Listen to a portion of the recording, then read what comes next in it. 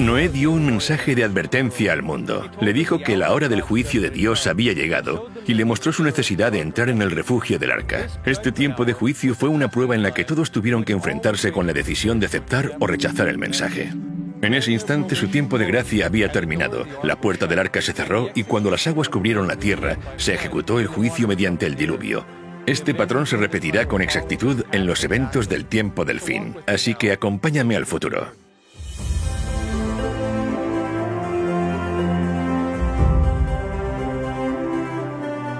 Soy Jeff Rage, el presentador. Estoy caminando sobre una línea de tiempo que abarca todo el largo de este estadio de fútbol. Cada pulgada de este campo representa un año. Como podéis ver, esta línea de tiempo realmente nos ayuda a tener una mejor perspectiva. Anteriormente vimos cómo una profecía del libro de Daniel predijo el año exacto en que volveríamos a vivir los días de Noé, el comienzo del tiempo del fin. Vimos cómo esa profecía de 2300 días comenzó en el año 457 a.C. con el decreto de Artajerjes y cómo un día simbolizaba un año, así que abarcaba 2300 años.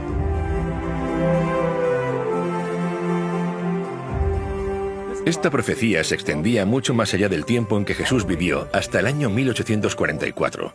Fue en esa fecha cuando el mensaje del primer ángel comenzó a transmitir la señal de advertencia que anunciaba que la hora del juicio había llegado. En esos días de Noé, ese tiempo de prueba duró 120 años, pero en nuestros días, el mensaje del juicio ha estado anunciándose durante más de 170 años. Así como el mensaje de Noé se extendió por toda la tierra, de la misma forma el mensaje de los tres ángeles está circulando hoy alrededor del mundo, advirtiendo a sus habitantes que deben entrar en el arca del pacto eterno antes de que se ejecute el juicio final. Antes del diluvio, hubo un momento cuando el último mensaje de misericordia ya había sido dado y todas las personas delante del arca con la puerta abierta tuvieron que hacer una elección. Este es el punto donde ahora nos encontramos. Los mensajes del segundo y del tercer ángel nos advierten sobre la última gran crisis del mundo, que colocará a las multitudes de la tierra en el valle de la decisión, tal y como ocurrió en los días de Noé.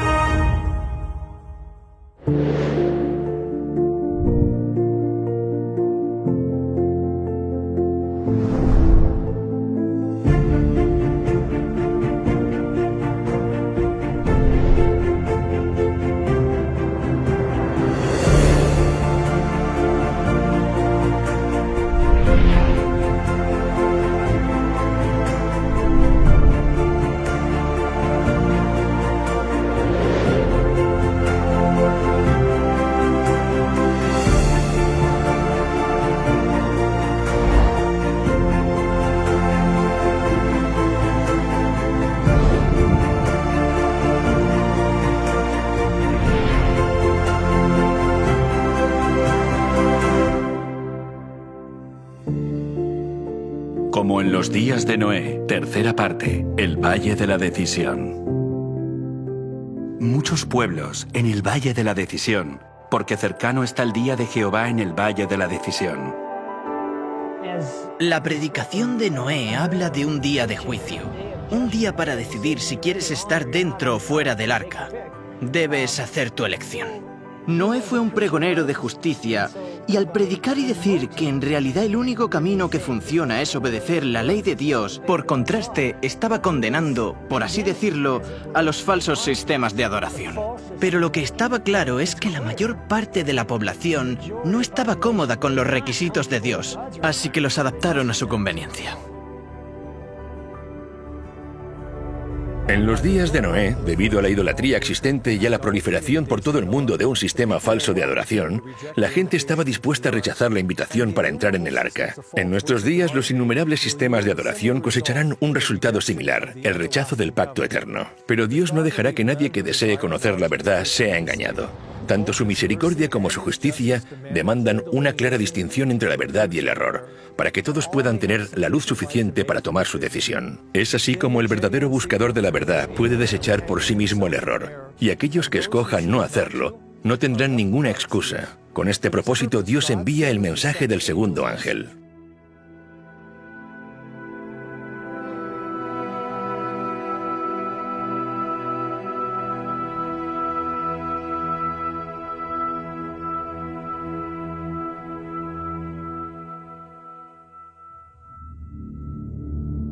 El mensaje del segundo ángel.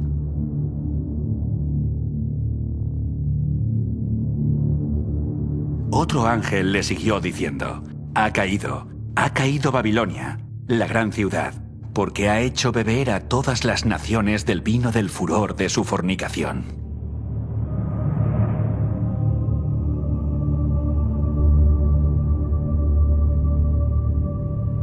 Ahora, ¿qué es el vino?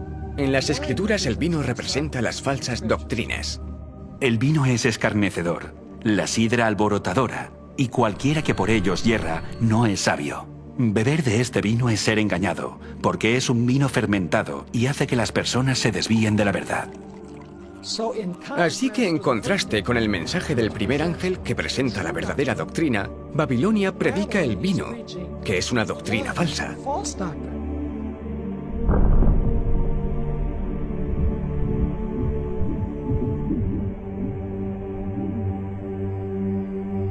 La oscuridad de la noche nos oculta de la vista la verdad sobre el mundo que nos rodea. La confusión, al igual que la oscuridad, nos ha ocultado la verdad sobre el carácter de Dios. Las doctrinas e ideas falsas son como los árboles del bosque que cambian con las estaciones. Se mecen con el viento, crecen y caen a lo largo de los siglos. Existe solo una manera de disipar la oscuridad, y es con luz.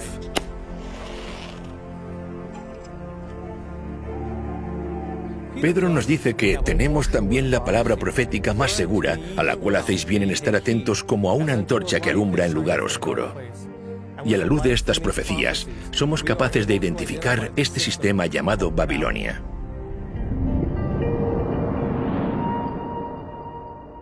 Babilonia está representada por una mujer en Apocalipsis capítulo 17. Y me llevó en el espíritu al desierto, y vi a una mujer sentada sobre una bestia escarlata llena de nombres de blasfemia, que tenía 7 cabezas y 10 cuernos. Los primeros 3 símbolos que nos ayudan a identificar a Babilonia son la mujer, la bestia y las 7 cabezas. Para poder entender correctamente estos símbolos debemos permitir que la Biblia los defina por nosotros. Esto es lo que Dios tiene que decirnos acerca del símbolo profético de una mujer. Destruiré a la bella y delicada hija de Sión.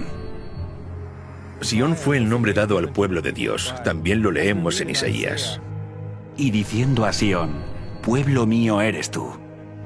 Así que en el Antiguo Testamento, Dios utiliza el símbolo de una mujer para representar a su pueblo. En el Nuevo Testamento también se usa la alegoría de una mujer para representar al pueblo de Dios que conforma su iglesia. Por esto dejará el hombre a su padre y a su madre, y se unirá a su mujer, y los dos serán una sola carne.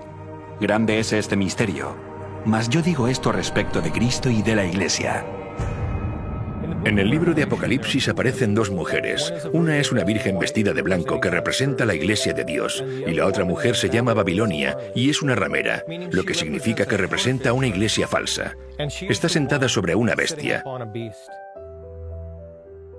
Una vez más, dejemos que la Biblia interprete sus propios símbolos y vayamos al libro de Daniel para definir lo que simboliza la bestia. La cuarta bestia será un cuarto reino en la tierra. De acuerdo con el libro de Daniel, una bestia simboliza un reino o una nación. Como la Biblia utiliza a una mujer como un símbolo de una iglesia y a la bestia como símbolo de una nación, entonces la imagen de una mujer sentada sobre una bestia simboliza a una iglesia que controla una nación o un reino. En otras palabras, esta nación es al mismo tiempo una iglesia y un estado. Después Juan dice que esta bestia tiene 7 cabezas, y la Biblia nos dice qué es lo que representan estas cabezas tan solo 6 versículos más adelante. Esto para la mente que tenga sabiduría. Las 7 cabezas son 7 montes, sobre los cuales se sienta la mujer. El hecho de que esta mujer se siente sobre esta bestia con 7 cabezas nos dice que esta iglesia y este estado están localizados cerca de 7 montes. Juan sigue describiendo a esta mujer con detalle. Y la mujer estaba vestida de púrpura y escarlata y adornada de oro, de piedras preciosas y de perlas, y tenía en la mano un cáliz de oro lleno de abominaciones y de la inmundicia de su fornicación, y en su frente un nombre escrito, un misterio: Babilonia la Grande, la madre de las rameras y de las abominaciones de la tierra. Nuestra cuarta pista dice que esta mujer o iglesia, a la que se llama Babilonia, es una ramera, lo que quiere decir que ha cometido adulterio contra Dios al abandonar su pacto. Así que esta iglesia no representa al pueblo de Dios. En lugar de eso, representa una iglesia falsa. Nuestra quinta característica es la apariencia de la mujer. Se describe que viste con colores púrpura y escarlata. Al dejar que la Biblia define sus propios símbolos, vemos que Dios nos está diciendo que Babilonia es una iglesia y un estado rodeado por 7 montes, y es una iglesia falsa que aparece principalmente con los colores púrpura y escarlata. Solo existe una iglesia que encaje perfectamente con esta descripción, la Iglesia Católica, también conocida como el Papado. Investiguemos ahora las evidencias que confirman esta conclusión. La Ciudad del Vaticano es la única iglesia y nación de Estado en el mundo. Es conocida como la Ciudad de los 7 Montes y sus colores principales son el púrpura y el escarlata.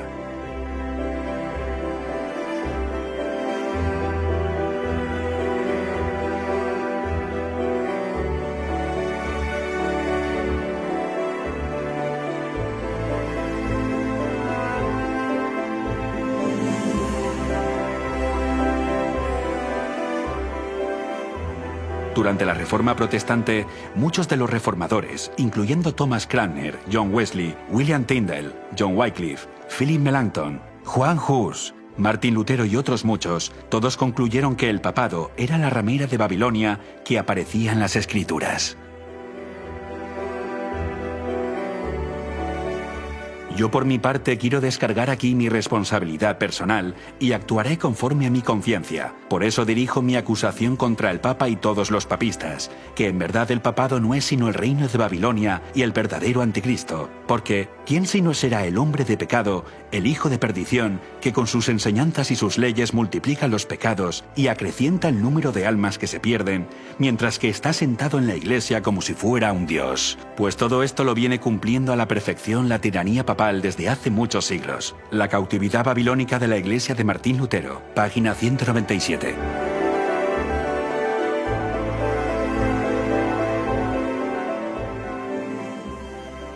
El mensaje del segundo ángel es una advertencia contra el vino de Babilonia y la influencia tóxica de sus falsas doctrinas que han engañado al mundo entero. Sí, incluso al mundo cristiano. Este gran engaño no se produjo de un día para otro, sino sutilmente a lo largo de varios siglos.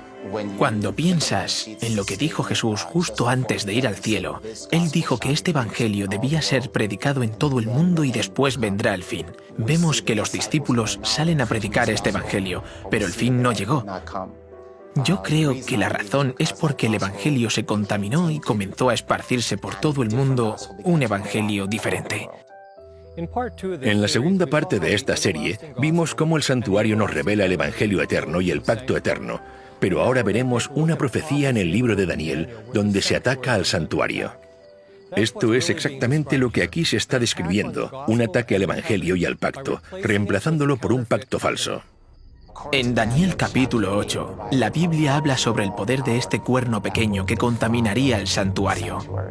Aún se engrandeció contra el príncipe de los ejércitos, y por él fue quitado el continuo sacrificio, y el lugar de su santuario fue echado por tierra.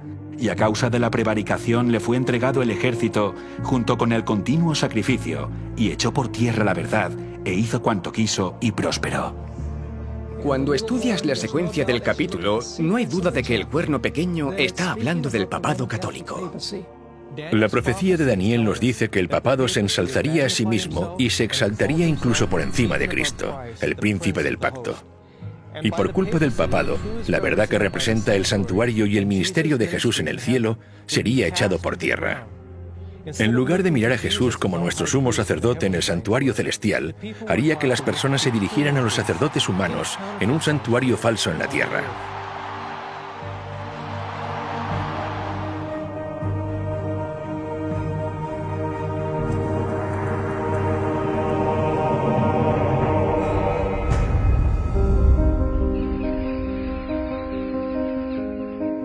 Así que encontramos que durante la Edad Media aparece en escena este poder creciente, que de hecho ataca cada una de las piezas del santuario y la verdad que representaban.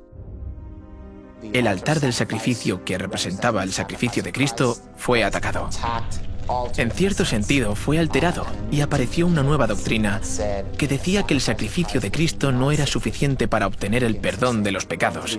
Y si querías ser perdonado, tenías que pagar dinero. Necesitabas comprar indulgencias, hacer penitencias. Así que el sacrificio de Cristo era insuficiente para limpiar los pecados. Y el sacrificio de Cristo, que es solo uno, ahora se repite constantemente en cada misa, y es así como la cruz pierde todo su poder. El lavacro, que representa el bautismo, también fue alterado. Debemos arrepentirnos y ser bautizados, lo que significa que debes de tener la edad suficiente como para entender que has pecado y ser libre de arrepentirte. Pero esta enseñanza fue reemplazada por el bautismo de infantes.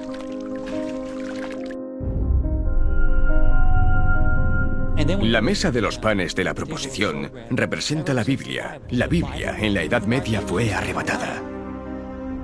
Prohibimos también que se permita a los laicos tener los libros del Antiguo y Nuevo Testamento. Les prohibimos estrictamente que posean los libros mencionados en la lengua vernácula del pueblo. Los nobles de los distritos deben buscar a los herejes en sus hogares, chozas y bosques, e incluso sus refugios bajo tierra deben ser arrasados por completo. Papa Gregorio IX en el Concilio de Toulouse, 1229 después de Cristo. Cuando quitas la palabra de Dios, quitas la verdad de Dios. Haces que la gente caiga en la superstición y consideren que la tradición está por encima de la palabra de Dios. A la gente se le dijo que no podía leer la Biblia por sí misma. En lugar del pan de vida y según las Escrituras, debemos leer la Biblia. Ahora bien, alguien más tiene que interpretarla por nosotros. Y así se perdió de vista la verdad y la importancia de que la Biblia sea nuestro fundamento. El altar de incienso, que representaba la intercesión de Cristo en nuestro favor, fue aniquilado.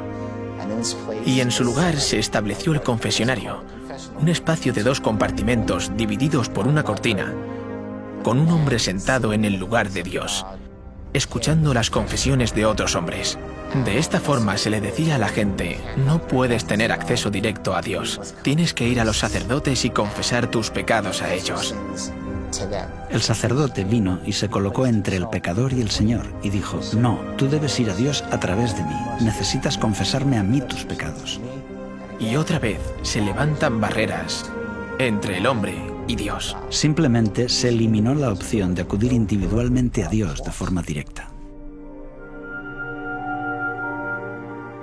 El candelabro de 7 brazos representaba a la Iglesia. También fue atacado durante las persecuciones que ocurrieron durante este periodo de tiempo conocido como la Edad Media. También trató de suprimirse la testificación, y eso es lo que representa el candelabro, el testimonio. Cualquiera que discrepara con la enseñanza de esta Iglesia dominante o de este sistema dominante era perseguido, quemado en la hoguera, torturado de muchas formas diferentes para obligarles a obedecer el sistema. Hay muchas formas diferentes en las que el santuario es derribado. Después tenemos el lugar santísimo, donde está el Arca del Pacto. Allí es donde encontramos los 10 mandamientos, dentro del arca. La Biblia dice que este poder pensaría en cambiar tiempos y la ley. Daniel 7:25.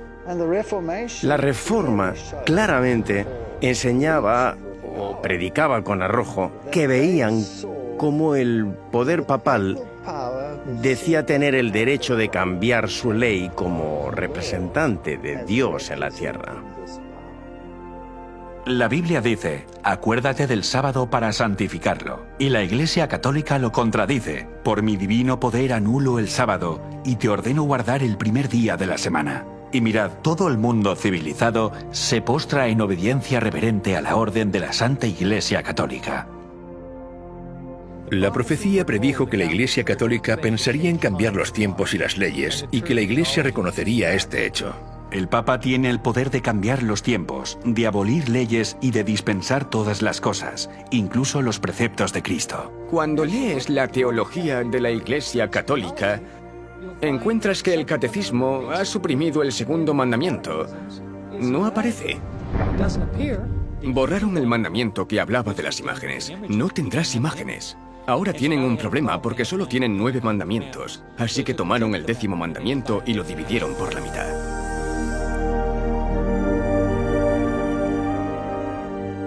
Además de aniquilar el santuario, cambiando las doctrinas y la ley, también eliminaron el sábado. Tomaron el 7º día de reposo, que es el sábado, y dijeron, por el poder y la autoridad de la Iglesia, hemos cambiado ese día al domingo, el primer día de la semana.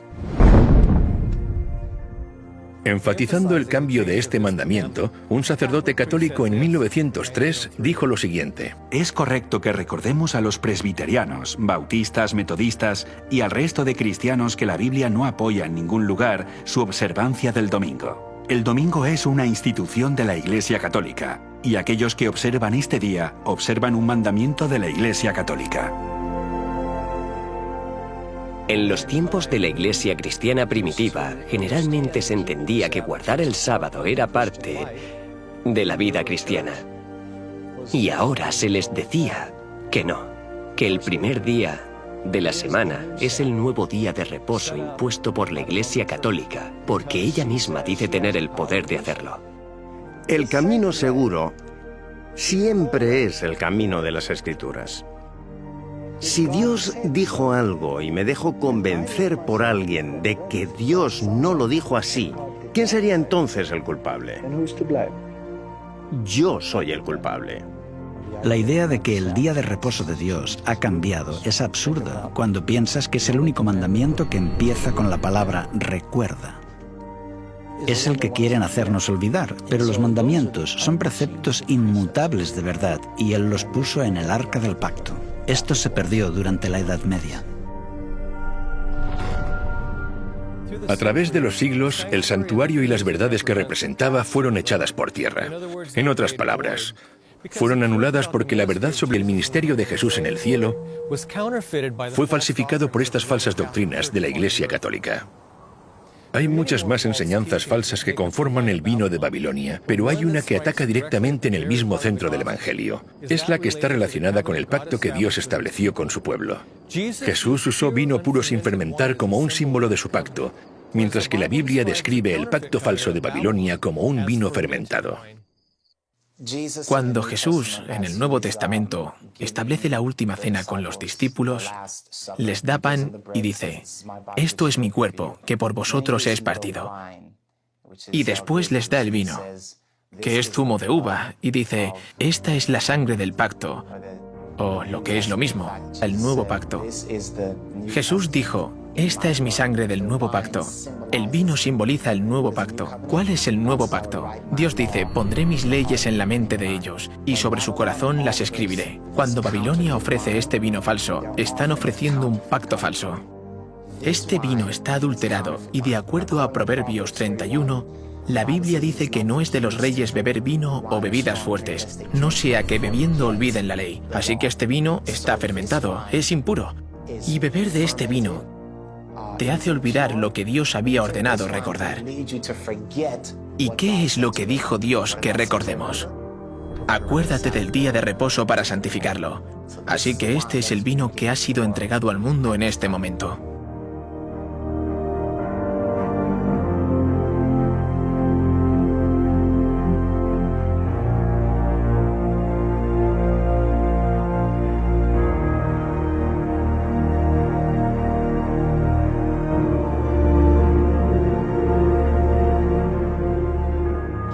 Vemos que cada pieza de mobiliario, incluyendo la ley de Dios, fue eliminada. Todo lo que la Biblia dice que este poder haría, lo hizo durante el tiempo asignado a este poder. Así es como se rechazaron por completo todas de las verdades representadas en el santuario. Así que todo el santuario, desde la puerta hasta el lugar santísimo, había sido corrompido y necesitaba ser restaurado. La profecía de Daniel 8:14 nos dice, hasta 2300 tardes y mañanas.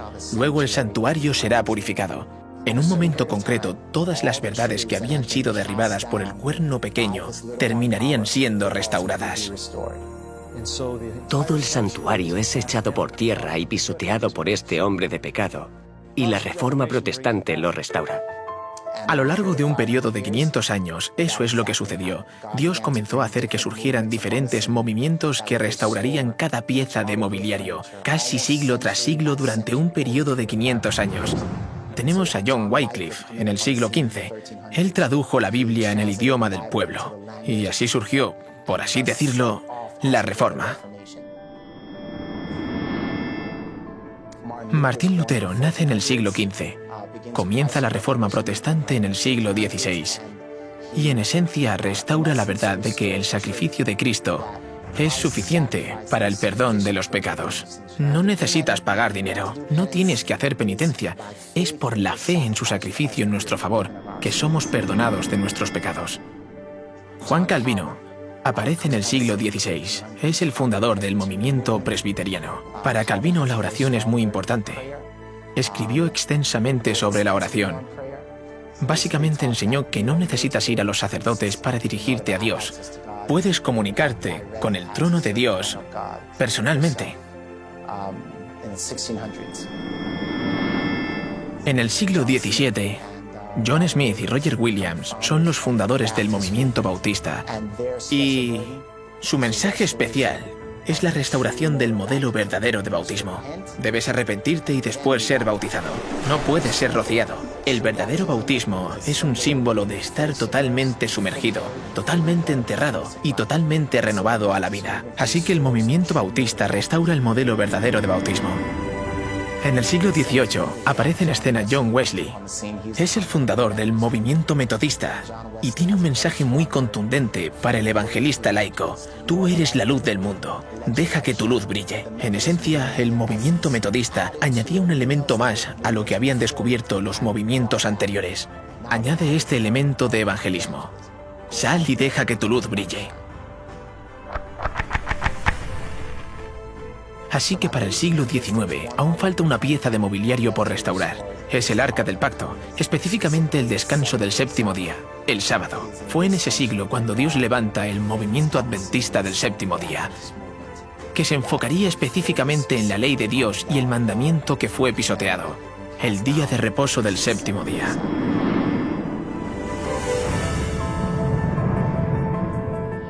Así que en esencia tenemos estas dos profecías en el libro de Daniel. Una que dice que el santuario sería echado por tierra y la otra que dice que sería purificado al final de los 2300 días. Vemos que esto se confirma en la historia. El hecho de que este Evangelio eterno sea predicado de nuevo en 1844 significa que todas las cosas que habían sido alteradas e interrumpidas en el verdadero Evangelio fueron totalmente restauradas en 1844. Al mismo tiempo que el Evangelio es completamente restaurado y otra vez comienza a predicarse, comienza también el juicio. Así que este mensaje también se predica. Es un mensaje acerca del fin de los tiempos. Y es un mensaje que prepara al mundo para la venida de Cristo. Igual que Noé invitaba a la gente a entrar en el arca y diferenciarse de la mayoría, Dios, en los últimos días, está invitando a que la gente rechace las falsas enseñanzas de Babilonia. Y oí otra voz del cielo que decía: «Salid de ella, pueblo mío, para que no seáis partícipes de sus pecados, ni recibáis parte de sus plagas». Salid de ella, pueblo mío. Salid de lo falso y entrad a lo verdadero. Cuando se dice que pueblo de Dios está en Babilonia, está hablando de las iglesias que claman servirle. De lo contrario, Dios no les llamaría mi pueblo. Dios invita hoy a participar en la adoración correcta. En los días de Noé, el pensamiento popular ridiculizó el plan de salvación. Rehusaron entrar en el arca y en el tiempo del fin vuelve a haber un camino al arca porque hay un arca del pacto que señala a la ley que está dentro del santuario. Aquellos que rechacen una cosa rechazarán también la otra, pero la gente está siendo engañada. No están aceptando estas cosas por decisión propia. Así que Dios, a través de su espíritu, da luz a las personas y se darán cuenta de las verdades de la Biblia. Tomarán una decisión y saldrán del sistema que rechaza el camino de Dios. ¿Donde estoy no se guarda el día de reposo? ¿Donde estoy no se predican los mandamientos? ¿Sabes? No estoy escuchando que estamos en la hora del juicio de Dios y entonces dicen: «¡Hey! Donde estoy no se está predicando el mensaje del primer ángel, así que ahora mismo me voy a ir.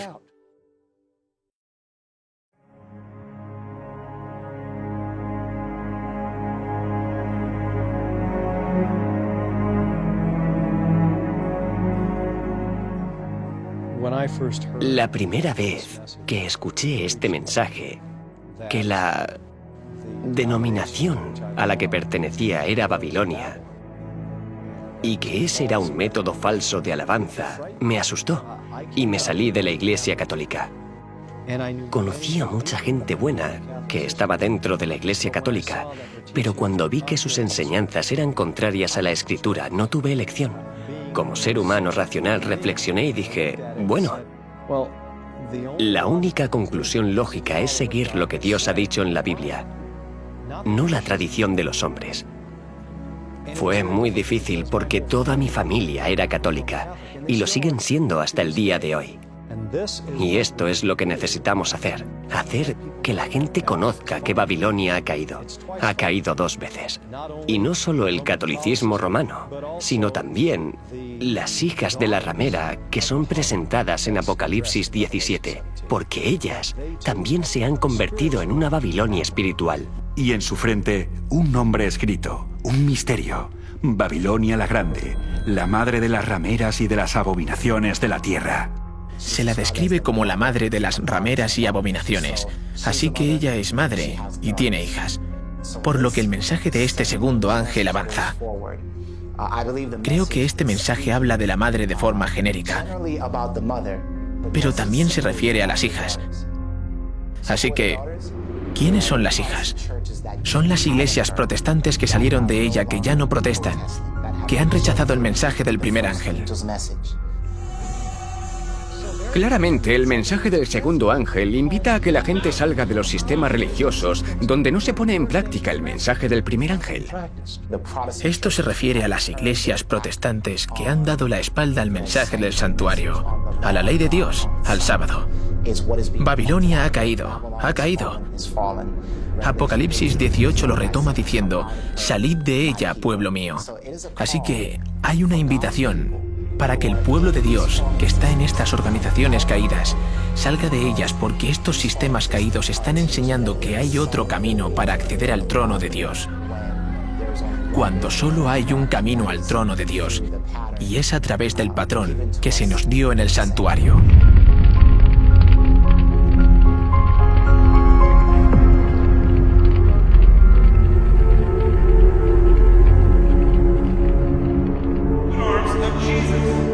En lugar de protestar en contra de las tradiciones de los hombres y el vino de Babilonia, estas iglesias han bebido de él y lo vierten en sus congregaciones.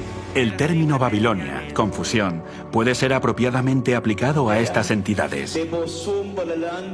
Todos afirman que sus doctrinas vienen de la Biblia y aún así están divididos en prácticamente innumerables sectas con credos en claro conflicto. Pero la fe religiosa parece tan confusa e incoherente que la gente no sabe cuál es la verdad. A pesar de las tinieblas espirituales y el alejamiento de Dios que se observa en las iglesias que constituyen Babilonia, la mayoría de los verdaderos discípulos de Cristo se encuentran aún dentro de ellas. ¡Lo necesito, Señor! Muchos de ellos no han oído nunca las verdades especiales para este tiempo. No pocos están descontentos con su estado actual y tienen sed de más luz. ¡Quita tus manos de la propiedad de Dios! En vano, buscan el Espíritu de Cristo en las iglesias a las que pertenecen. Como estas congregaciones se apartan más y más de la verdad y se van uniendo más y más con el mundo, la diferencia entre ambas categorías de cristianos se irá acentuando hasta que terminen por separarse del todo.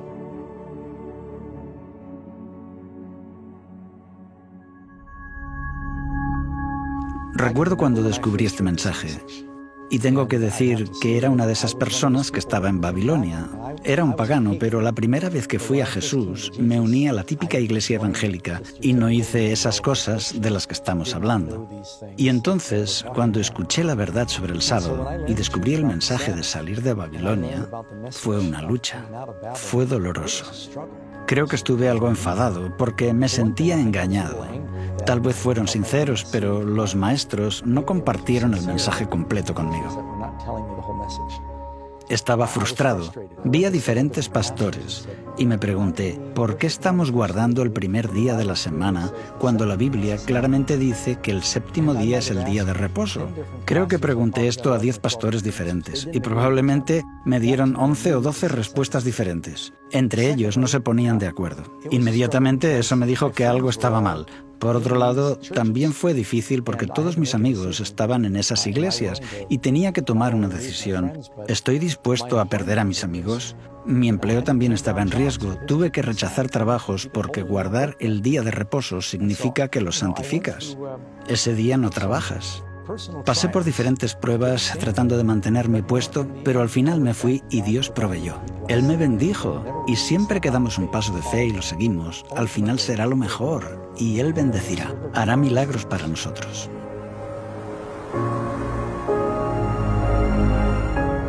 Los mensajes del primer y del segundo ángel serán difíciles de aceptar para los cristianos. Estas advertencias ponen en duda muchas de las creencias fundamentales que los cristianos han profesado. Imagino cómo fue escuchar las serias advertencias de un diluvio global pronunciadas por Noé. También supusieron un reto para la gente de aquellos días. Muchas de esas personas profesaban ser adoradores de Dios, pero las formas falsas de adoración los habían desviado tanto que realmente creían que Noé era un iluso, y rechazaron la invitación a entrar en el arca. El vino de Babilonia y los falsos sistemas de adoración están teniendo el mismo efecto hoy. Impedirán que muchas personas, incluso cristianos, reciban el mensaje del primer ángel. El mensaje les está invitando a entrar en el arca del pacto eterno. Es una invitación para adorarlo a Él, quien hizo los cielos, la tierra y el mar. Vimos cómo este mensaje apunta al mandamiento del sábado, porque es al mismo tiempo un recordatorio de su creación y una señal del pacto eterno. Al descansar el sábado, mostramos que estamos alabando al Dios verdadero y que hemos entrado en el pacto eterno al abrazar su símbolo del sábado. Pero muchos cristianos sinceros han sido engañados. Creen que adoran al Dios verdadero y que han aceptado su pacto, mientras ignoran la esencia de este pacto.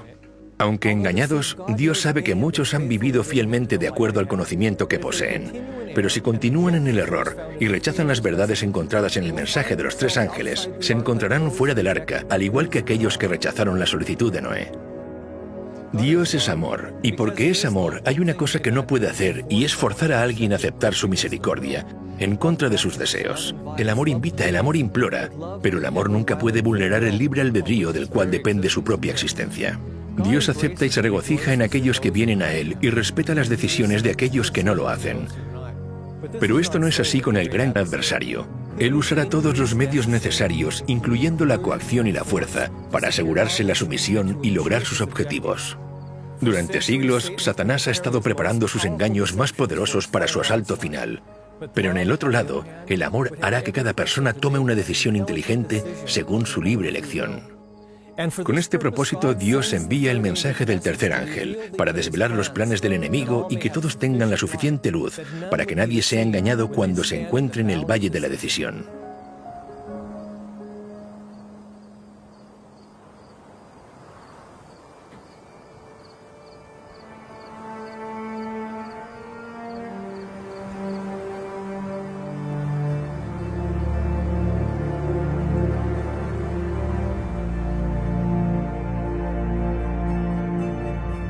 El mensaje del tercer ángel.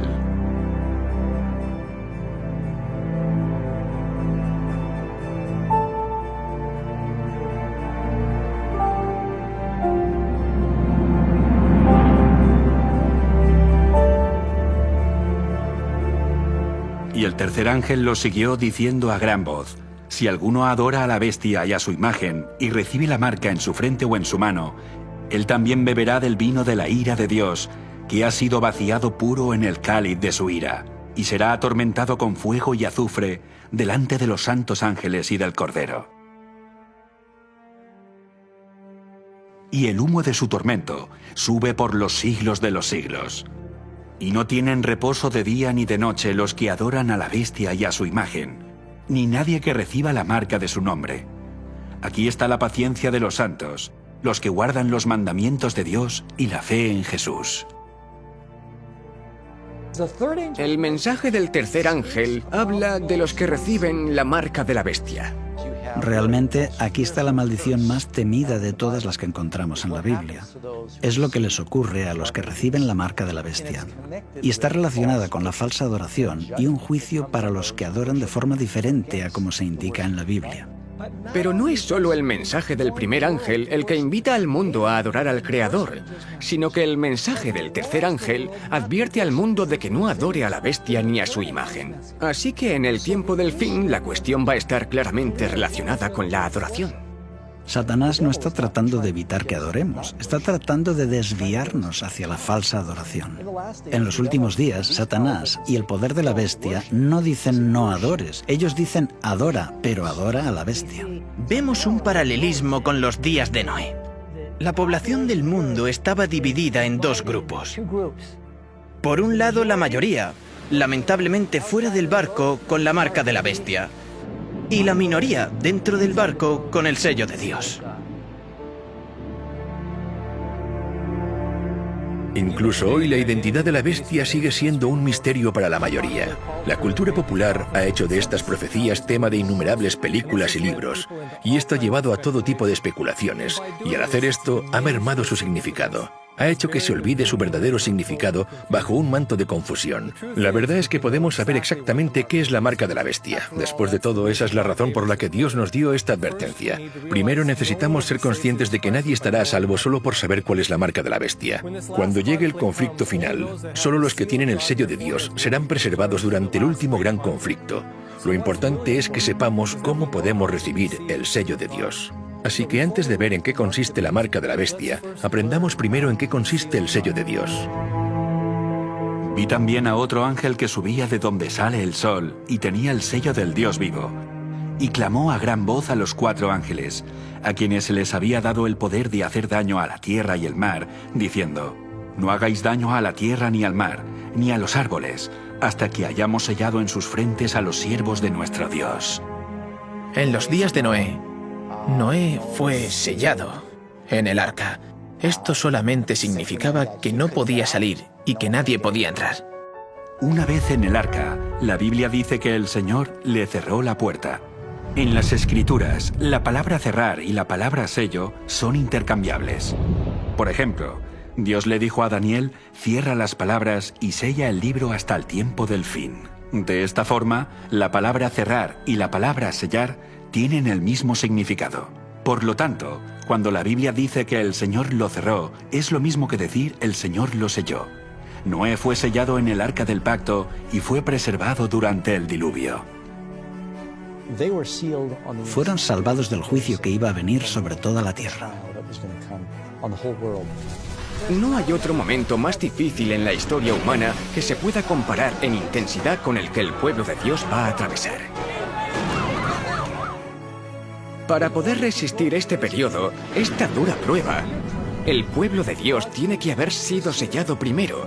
Y el propósito del sello es, en primer lugar, que Dios identifique a los que son suyos para que los ángeles sepan a quién deben proteger durante este momento de dificultad. Isaías, capítulo 8, versículo 16, habla de sellar la ley entre los discípulos de Dios. Ata el testimonio, sella la ley entre mis discípulos. Así que aquí descubrimos que hay una relación entre el sello de Dios y su ley. Cuando ves los sellos antiguos que se usaban en tiempos bíblicos, ves que siempre tienen 3 elementos. Tienen el nombre de la autoridad que los expedía, el rey o quien fuera, tienen su título y tienen su jurisdicción. Un sello tiene el título, el nombre y el territorio. Y cuando lees los 10 mandamientos, solo el 4º mandamiento habla de Dios como el creador. Tiene el nombre y tiene el territorio. Su jurisdicción es ser el gobernador de los cielos y la tierra. Así que justo en el mandamiento del sábado encontramos el sello de Dios, y esto es algo único que identifica al que adoramos. Al igual que en los días de Noé, subirse al arca representaba que aceptaban todo el código moral de Dios, los 10 mandamientos, seguir la voluntad de Dios. En el tiempo del fin, guardar el sábado es la señal de que se aceptan todos los requisitos morales de Dios. El sello, de acuerdo con la Biblia, puede resumirse en ese mandamiento, el cuarto mandamiento. No porque ese mandamiento por sí mismo te salve, sino porque ese mandamiento da autoridad a toda la ley. Sin el cuarto mandamiento, el resto del decálogo podría ser las leyes de cualquiera. Pero este es el Señor, tu Creador. Eso es lo que le da el sello de autoridad a toda la ley. Guardando ese día conforme al mandamiento, estás reconociendo la autoridad del legislador, y por eso es importante guardar el sábado. Y santificad mis días de reposo, y sean por señal entre mí y vosotros, para que sepáis que yo soy Jehová vuestro Dios. Realmente, el sábado determina a quién adoras. Guardar el sábado muestra que hemos confiado nuestras vidas a nuestro Creador, a nuestro Salvador. Si el día de reposo es la señal de Dios como el Creador, la marca de la bestia debe ser una señal antagónica que este poder ha creado para rivalizar con la señal que Dios estableció. ¿Cuál fue la señal que Dios estableció y que le reconoce como Creador? El sábado. Así que, ¿cuál será la marca que distingue a la bestia y demanda que la gente le adore? Debe ser un día diferente. En el libro de Apocalipsis se dice que la última guerra es una guerra por la adoración. El mensaje del tercer ángel nos advierte 2 veces que muchos adorarán a la bestia. Esta es una violación del primer mandamiento que dice: no tendrás dioses ajenos delante de mí. El mensaje del tercer ángel nos advierte 2 veces que muchos adorarán la imagen de la bestia. Esta es una violación del segundo mandamiento que prohíbe la adoración de imágenes e ídolos. Hemos sido advertidos de que muchos recibirán el nombre de la bestia, una falsificación del tercer mandamiento, el de no tomar el nombre de Dios en vano. Y finalmente, el mensaje del tercer ángel nos advierte 2 veces de que no recibamos la marca de la bestia, una falsificación del sello de Dios del cuarto mandamiento. Recordad el sábado, santificadlo. Podemos ver el paralelismo entre tener un solo Dios o tener más a quien adorar. El nombre, la imagen. Esto nos indica que el día de reposo es la marca, porque la descripción va en paralelo. Todo gira en torno a la primera tabla del Decálogo. Los primeros 4 de los 10 mandamientos son leyes que definen cómo tenemos que adorar a Dios. Así que cuando el mensaje del primer ángel nos ordena adorar a quien hizo los cielos, la tierra y el mar, nos dirige al arca del pacto eterno por medio de la alabanza al Creador. El mensaje del segundo ángel nos advierte que la falsa alabanza confundirá a la gente y la alejará del pacto. Y el mensaje del tercer ángel nos avisa sobre la bestia, que tratará de impedir que la gente entre en el pacto, forzándola a ignorar la señal de adoración al Creador, y en su lugar, recibir la señal de adoración de la bestia. Entonces, ¿quién es esta bestia? Me paré sobre la arena del mar, y vi subir del mar una bestia que tenía 7 cabezas y 10 cuernos, y en sus cuernos 10 diademas, y sobre sus cabezas un nombre blasfemo.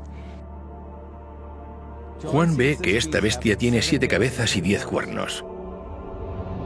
Esta es exactamente la misma descripción de la bestia de Apocalipsis 17, sobre la que se sentaba la mujer llamada Babilonia vestida en colores púrpura y escarlata. Fíjate además que esta bestia también tiene 7 cabezas y 10 cuernos. En el capítulo 13 Juan vio que la primera bestia salía del mar. El capítulo 17 dice lo que simboliza el mar. Las aguas que has visto, donde la ramera se sienta, son pueblos, muchedumbres, naciones y lenguas. Así que lo que Dios está revelando en Apocalipsis 13 es que esta bestia sube al poder en un área densamente poblada. La bestia en Apocalipsis 17 sostiene a una mujer que está llena de nombres de blasfemia. Y cuando regresamos a la bestia en Apocalipsis 13, también tiene sobre sus cabezas nombres de blasfemia. Las descripciones de estas 2 bestias coinciden porque ambas representan al mismo poder. La bestia que Juan vio levantarse del mar es la misma bestia sobre la que estaba la mujer llamada Babilonia y que ya vimos que representa al papado de la Iglesia Católica.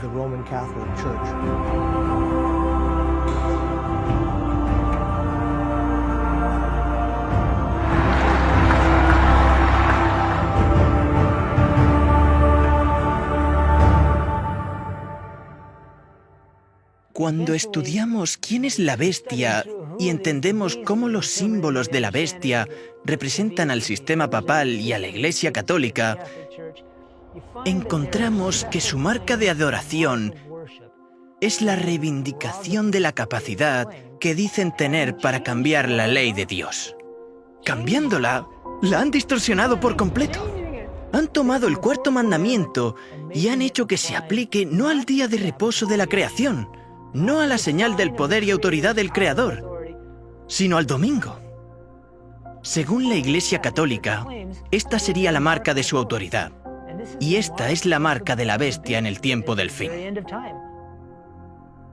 Un arzobispo de la Iglesia Católica dijo lo siguiente en 1562. Por lo tanto, la autoridad de la Iglesia no está unida a la autoridad de las Escrituras, ya que la Iglesia había cambiado el sábado al domingo, no por orden de Cristo, sino por su propia autoridad. La Iglesia Católica señala el cambio de la ley de Dios como prueba de que su autoridad está por encima de la de la Biblia y sostiene que este cambio es una señal de su autoridad. En 1893, la Iglesia Católica distribuyó la primera edición de un artículo que después fue renombrado El reto de Roma, ¿por qué los protestantes guardan el domingo? En esta publicación, el autor católico lanza a los protestantes esta pregunta. Aún no es demasiado tarde para que los protestantes se salven a sí mismos. ¿Lo harán? ¿Se mantendrán firmes en la doctrina protestante? ¿Tomarán verdaderamente solo la palabra escrita, solo las Escrituras como su única autoridad y única norma?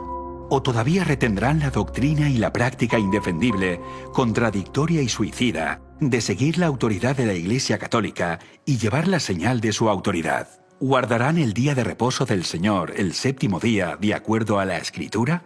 ¿O guardarán el domingo de acuerdo a la tradición de la Iglesia Católica? Eliminar aquello que nos recuerda la autoridad de Dios como Creador, rechazar la señal de la fe, la supresión de esas cosas, ataca a los cimientos de nuestra relación con Dios y todo lo que esto conlleva.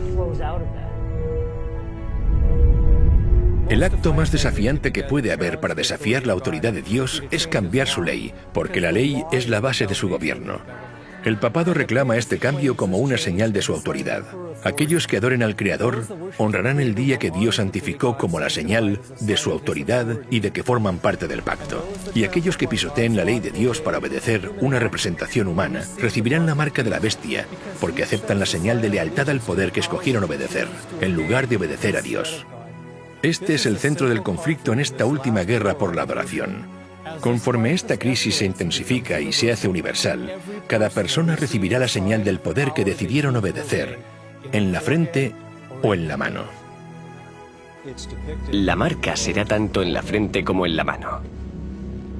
Ahora bien, para entender realmente lo que esto implica, tenemos que leer Deuteronomio capítulo 6. Y estas palabras que yo te mando hoy estarán sobre tu corazón, y las repetirás a tus hijos, y las atarás como una señal en tu mano, y estarán como frontales entre tus ojos. Así que primero necesitamos entender qué significan estas palabras, que son los mandamientos que acababan de ser dados en el capítulo anterior. En Éxodo capítulo 13, versículo 9, dice lo mismo. Y también en Deuteronomio 11. La ley de Dios debe estar en tu mano y como frontales entre tus ojos. Y eso añade un nuevo significado a la marca de la bestia. La marca en la frente significa que conscientemente has tomado la decisión de no seguir a Cristo. Hablamos de símbolos. En la mano significan tus acciones y en la frente tu fe y tu forma de adorar. Puedes recibir la marca de cualquiera de las dos formas.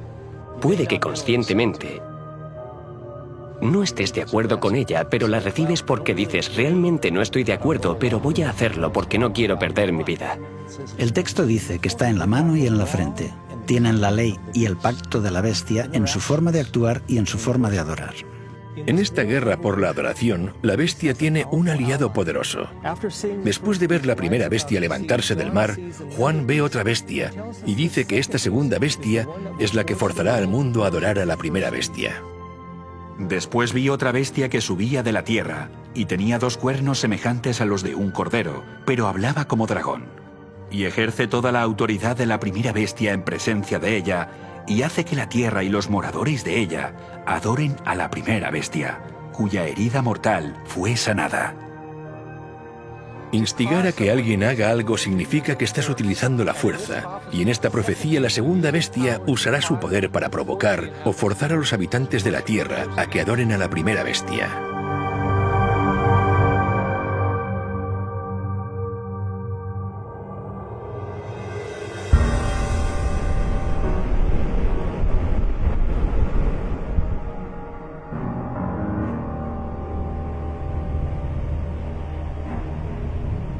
La primera bestia salió del mar, y ya vimos cómo la Biblia utiliza el mar como un símbolo para representar un área densamente poblada de personas, multitudes, naciones y lenguas. La segunda bestia sale de la tierra, que por contraste representa un área remota, lejos de las ciudades o áreas habitadas de la tierra. Se trata de una nueva nación ascendiendo al poder en un área relativamente deshabitada.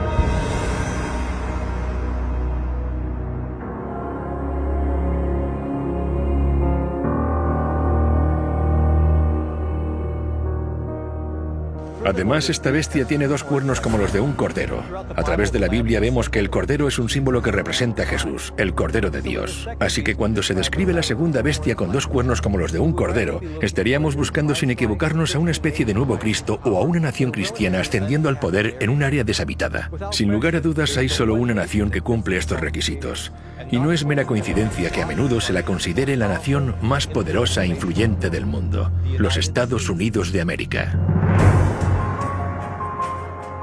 Los padres fundadores de esta nueva nación profesaban creer en el Dios de la Biblia cuando declararon: consideramos estas verdades evidentes por sí mismas, que todos los hombres han sido creados iguales. El Creador les ha concedido ciertos derechos inalienables. Entre esos derechos se cuentan la vida, la libertad y la búsqueda de la felicidad.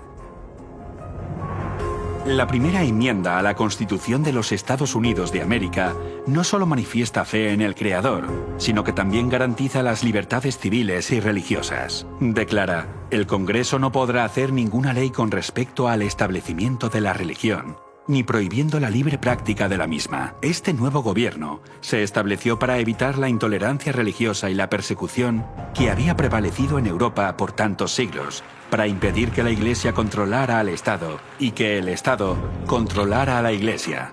Jesús dijo: dad pues a César lo que es de César y a Dios lo que es de Dios. Estos principios cristianos, escritos en los documentos de los fundadores de los Estados Unidos, fueron el secreto de su éxito. Millones huyeron a América para poder adorar de acuerdo a los dictados de su conciencia. Pero la Biblia declara que se avecinaban cambios. Cuando Juan vio a esta bestia salir de la tierra, dice que era como un cordero, pero hablaba como dragón. Justo en el siguiente versículo leemos que esta bestia, que son los Estados Unidos de América, hace que la tierra y los moradores de ella adoren a la primera bestia. Las profecías declaran que los Estados Unidos de América, a menudo considerados la autoridad civil del mundo más poderosa, unirá sus esfuerzos con la Iglesia Católica, que es considerada como la autoridad moral y espiritual más sobresaliente del mundo. La bestia que representa a la Iglesia y la otra bestia que representa al Estado se unirán y pisotearán las libertades civiles y religiosas sobre las que se fundaron los Estados Unidos.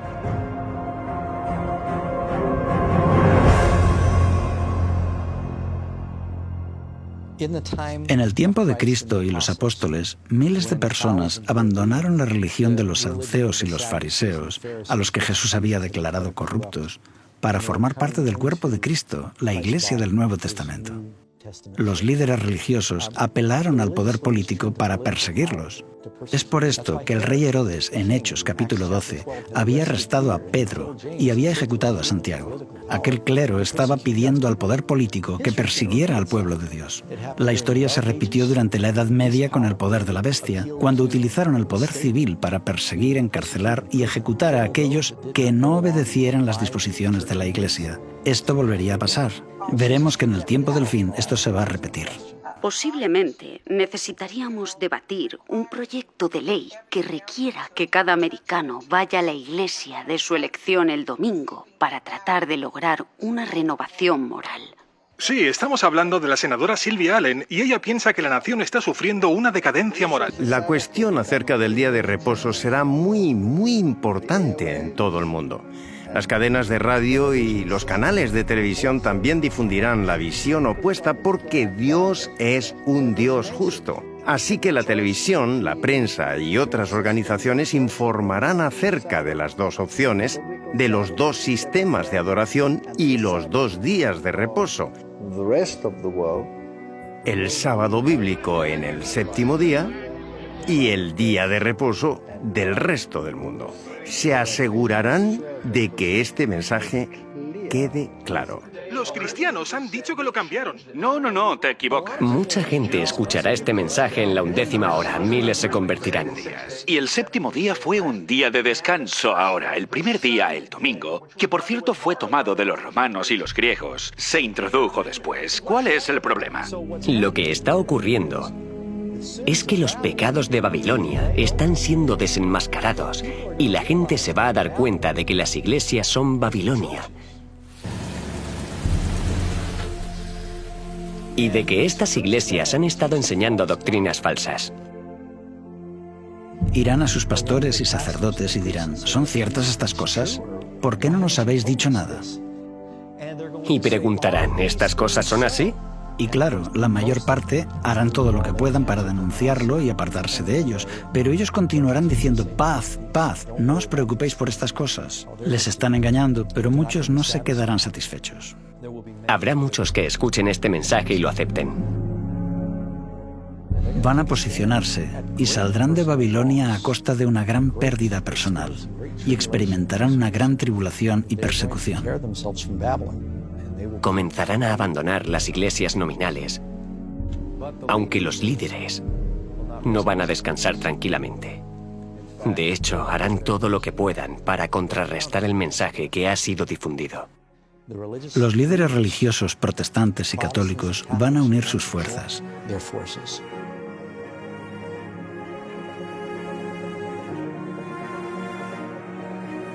Probablemente habrá una gran confusión financiera en el mundo. Tal vez desastres naturales. Dirán que todas estas calamidades están ocurriendo porque estas personas son unos rebeldes, siguen su propia interpretación de la Biblia y apelarán al poder civil. Estos líderes de la iglesia, estos líderes protestantes, se unirán al Estado y formarán una imagen de la bestia. La Iglesia y el Estado se darán la mano. Sé que suena imposible en un país con la primera enmienda, donde el Congreso no puede crear leyes estableciendo una religión o prohibiendo el libre ejercicio de ella. Pensamos, ¿cómo puede llegar a ocurrir esto en los Estados Unidos de América? Apocalipsis 13, versículos 11 al 18, nos dice que está llegando el día cuando esto ocurra. También hace grandes señales, de tal manera que aún hace descender fuego del cielo a la tierra delante de los hombres. Y engaña a los moradores de la tierra con las señales que se le ha permitido hacer en presencia de la bestia, mandando a los moradores de la tierra que le hagan imagen a la bestia. Cuando dice que los Estados Unidos dirán al mundo que deben hacer una imagen de la bestia, está diciendo que deben imitar el sistema papal, creando un gobierno de iglesia y Estado. Las iglesias líderes de los Estados Unidos se unirán en puntos comunes de doctrina y juntas harán que el gobierno imponga sus decretos.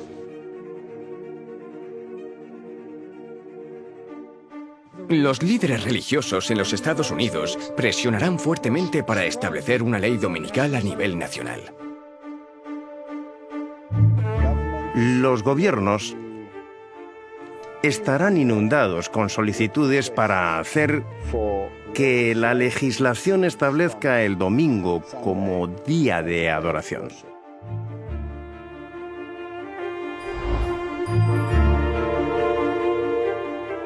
Esto terminará derivando en una ley dominical en todo el mundo.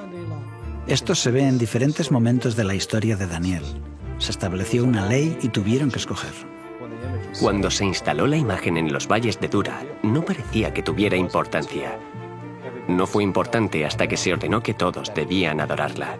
¿Obedezco a la ley del Estado, me postro y adoro a la imagen de oro? ¿O obedezco la ley de Dios y permanezco en pie cuando todos los demás se han postrado? Satanás quería que desobedecieran a Dios. Después de negarse, está el decreto de muerte. La antigua historia de la imagen de oro en Babilonia que todos debían adorar o por el contrario serían ejecutados es en sí una profecía que representaba a Babilonia la Grande en el tiempo del fin, porque establecerá una imagen de la bestia y el que no la adore deberá ser ejecutado. Y que ninguno pudiese comprar ni vender, sino el que tuviese la marca o el nombre de la bestia, o el número de su nombre. Imagina que desde este momento en adelante no se te permitiera comprar ni vender, sin comida, ni ropa, ni agua. ¿Cuánto tiempo aguantarías? El propósito de esta ley es obligar a aquellos que obedezcan la ley de Dios a perecer como marginados de la sociedad o a rendirse y recibir la marca de la bestia. El ridículo, la persecución y la severidad del castigo irán en aumento hasta que finalmente derivará en la pena de muerte. Y se le permitió infundir aliento a la imagen de la bestia, para que la imagen hablase e hiciese matar a todo el que no la adorase. ¡Alto, policía! ¡Policía! ¡Ya habéis ¡Vamos, oído! póngase ahí! ¡Vamos! ¡No se mueva! ¡Al suelo! ¡Vamos, vamos, al suelo! Y la Iglesia instigará a que aquellos que no obedezcan esta ley sean perseguidos. La presión política va a ser aplicada de tal forma que usarán el poder militar y policial para perseguir a aquellos que crean en la verdad bíblica. Muchos antes del final, en el fin del tiempo de gracia, perderán sus vidas o serán llevados a prisión. El problema del mundo es lo que lo controla.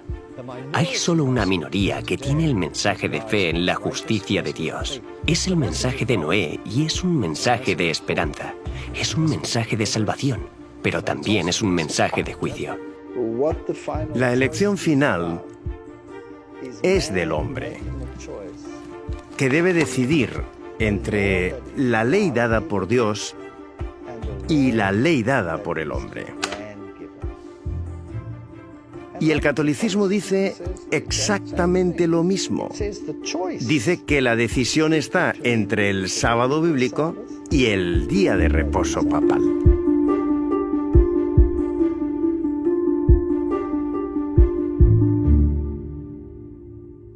En estos momentos nadie tiene la marca de la bestia. Esto será solamente cuando el decreto de ley imponga que hombres y mujeres deben recibir la marca del poder que han elegido obedecer. Antes de continuar, quiero dedicar un momento para considerar 3 principios latentes en esta controversia. Veréis, la lucha entre el día de reposo de Dios y la legislación dominical es una disputa acerca del carácter de Dios. ¿Quién es Dios? ¿Impondría que todos le adoren por la fuerza o más bien desearía un servicio de amor ofrecido libremente? Dependiendo de nuestra respuesta, esta pregunta determinará en qué lado de la controversia te encontrarás. Si crees que Dios obligará a los suyos a adorarlo, entonces puedes llegar a pensar que Dios desea la ley dominical. Sin embargo, si crees que el carácter de Dios es altruista y amoroso, entonces reconocerás que la imposición del día de descanso, la violación de la libertad y la conciencia es la obra de otro poder. El segundo principio nos lleva a la siguiente pregunta. ¿Cómo nos salva Dios? La idea de que podemos apaciguar a Dios y poner fin a los desastres de la tierra imponiendo de forma estricta el día de adoración, en cierto modo sería como aceptar el principio de que el hombre puede salvarse a sí mismo mediante su esfuerzo personal. Por otra parte, si creemos que Dios es quien nos da la salvación, tal y como nos lo asegura el pacto hecho con Él, entonces entraremos en su reposo y honraremos el séptimo día, que fue dado como una señal de que reconocemos que Él es el único que nos salva. El tercer principio es la demostración. Es en las crisis donde se revela el verdadero carácter, y cuando el conflicto final envuelva al mundo, todos manifestarán el carácter que han cultivado. Unos revelarán el carácter altruista de Dios al sacrificar sus vidas para ayudar a salvar a otros, mientras que otros revelarán el carácter egoísta del adversario al sacrificar las vidas de otros para salvarse ellos mismos. Estos son los principios detrás del gran conflicto en los que todos nosotros estaremos involucrados. Y aquí se puede ver con claridad que lo que crees acerca del carácter de Dios y lo que crees sobre la salvación determinará probablemente si escoges recibir la marca de la bestia o el sello de Dios.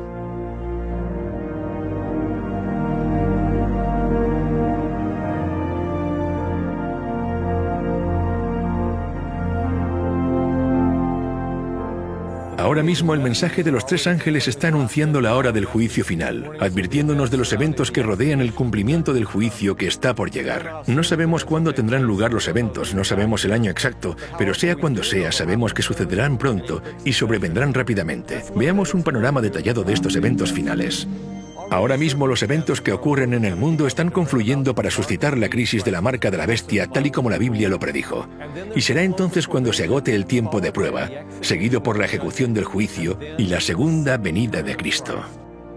En los días de Noé, el mundo entero se encontraba en el valle de la decisión, pero cuando todos habían tomado su decisión de aceptar o rechazar el refugio del arca, la puerta de la misericordia se cerró. En ese momento, su decisión fue sellada. Todos habían elegido aceptar o rechazar la invitación para entrar en el refugio del pacto eterno, y muy pronto la puerta se volverá a cerrar de nuevo para siempre.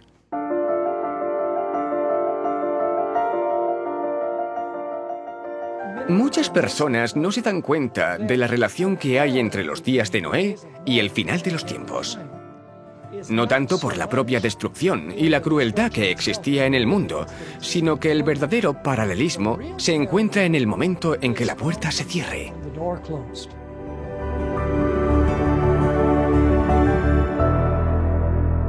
El fin del tiempo de gracia. Nosotros como humanos, sencillamente, no podemos comprender la tolerancia y la paciencia de Dios. Pero él dijo, no contenderá mi espíritu con el hombre para siempre. Hay un límite, y en el tiempo de Noé, Dios determinó 120 años. ¿Por qué no aniquiló a los impíos en ese momento? Es porque Él ama su creación. Él tiene que demostrar que Él da al impío todas las oportunidades y que tiene paciencia. Pero llega un punto donde el tiempo de gracia termina y vemos que la puerta del arca se cierra. Creo que justo ahora estamos llegando al fin del tiempo de gracia de Dios y de la misericordia para esta generación. El mensaje de Noé se da a través del mensaje de los tres ángeles. Y llegará el momento cuando ese mensaje ya no se dará más. Los impíos no se perdieron cuando comenzó a llover. Se perdieron cuando la puerta se cerró. Entonces Noé se salvó. Él fue sellado, pero el destino de los que quedaron fuera estaba ya fijado. Pero la gente no lo sabía. Vieron que la puerta se cerró, pero se burlaban de Noé, sin darse cuenta de que ya no tenían oportunidad de salvarse. Aunque el tiempo de gracia había terminado, el hombre estaba todavía en la tierra. En el tiempo del fin volverá a haber un momento cuando la gracia se haya terminado, pero el hombre esté aún en la tierra. El juicio se ha terminado. El juicio hace que una nación, un pueblo, sea destruido. Pero aún no se ha ejecutado la sentencia. Esto es lo que sucederá en el tiempo del fin. Muchos cristianos creen que la posibilidad de salvación terminará después de que Jesús regrese. Pero el hecho de que la puerta se cerrara en el tiempo de Noé nos muestra que esto no es verdad. La puerta de la salvación se cerrará antes de la segunda venida y leemos esto en Apocalipsis capítulo 22. El que es injusto, sea injusto todavía. El que es inmundo, sea inmundo todavía. Y el que es justo, practique la justicia todavía. Y el que es santo, santifíquese todavía. Y sabemos que Jesús aún no ha llegado en este momento, porque justo después de esto dice: He aquí, yo vengo pronto. Y en ese preciso momento, la paciencia de Dios se agotará, al igual que ocurrió en el tiempo de Noé. Así que Dios pide que nos preparemos, no para la segunda venida de Cristo. Él pide que nos preparemos para cuando se termine el tiempo de gracia. Esto es lo importante.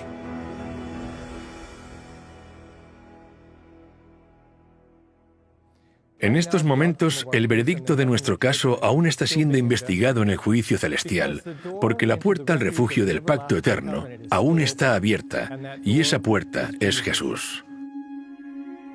Yo soy la puerta.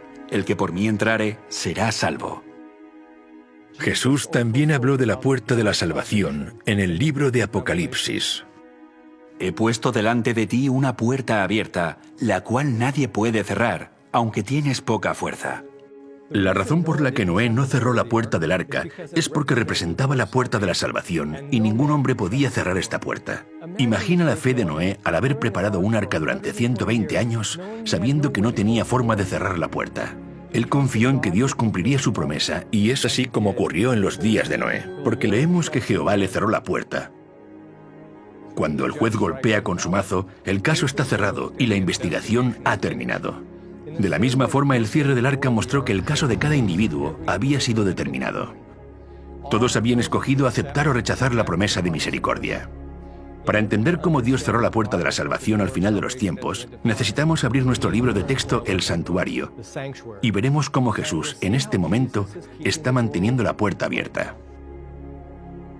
Porque no entró Cristo en el santuario hecho de mano, figura del verdadero, sino en el cielo mismo, para presentarse ahora por nosotros ante Dios. Él está en la presencia de Dios. Está allí como nuestro mediador.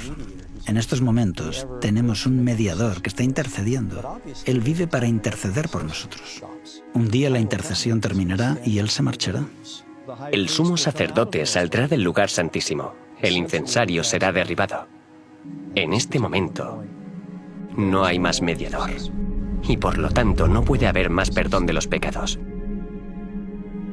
Cristo es el que murió, más aún, el que también resucitó, el que además está a la diestra de Dios, el que también intercede por nosotros. Jesús es nuestro defensor en el tribunal celestial, y su intercesión ante el Padre suplicando para nosotros por los méritos de su sangre hace posible la misericordia. Esto significa que cuando Jesús deja la presencia del Padre, la humanidad ya no tendrá más un mediador, y la puerta de la misericordia se cerrará. Ahí los salvos quedan salvos y los perdidos quedan perdidos. Lo que significa que cada caso ya ha sido decidido para vida o para muerte. Damos por sentado que Él nos perdonará, porque a menudo cuando pecamos sabemos que podemos orar y Él nos perdona. Pero un día la lavandería va a cerrar y ya no podremos ser purificados. Así que ahora es el momento de ser santificados y purificados. En el tiempo del fin, Dios va a tener una generación que tiene una naturaleza pecadora, pero a través del poder de Dios, ganarán la victoria total sobre el pecado. Vi también como un mar de vidrio mezclado con fuego, y a los que habían alcanzado la victoria sobre la bestia y su imagen, y su marca y el número de su nombre, en pie sobre el mar de vidrio con las arpas de Dios.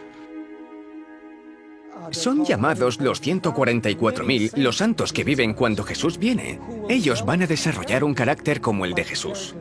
Dicho de otra forma, van a desarrollar un carácter de victoria sobre el pecado. La victoria sobre el pecado es la victoria sobre el egoísmo. La vida de Jesús fue una corriente ininterrumpida de servicio altruista a Dios y al hombre. Cuando el pueblo de Dios es perfeccionado, sus vidas también serán de servicio altruista, libres de todo egoísmo, puesto que el verdadero carácter cristiano se consigue cuando el impulso de ayudar y bendecir a otros brota constantemente desde dentro. Este es el carácter que desarrollará el pueblo de Dios. Serán las peores circunstancias en la historia de la tierra, a menos que encontremos refugio en Cristo antes de que termine el tiempo de gracia. No habrá refugio durante el tiempo de dificultad.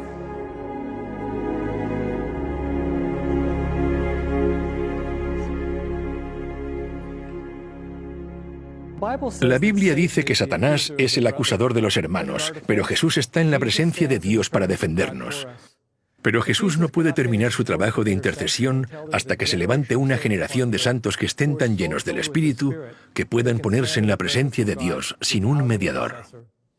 Así que justo ahora Jesús está trabajando para cumplir las promesas de su pacto en aquellos que se lo permitan. Al haber confesado sus pecados en Jesús, han sido perdonados y mediante su poder, sus caracteres han sido santificados y restaurados. En otras palabras, serán capaces mediante el poder de Dios de sostenerse en el momento de dificultad sin pecar cuando ya no haya un mediador en el santuario celestial.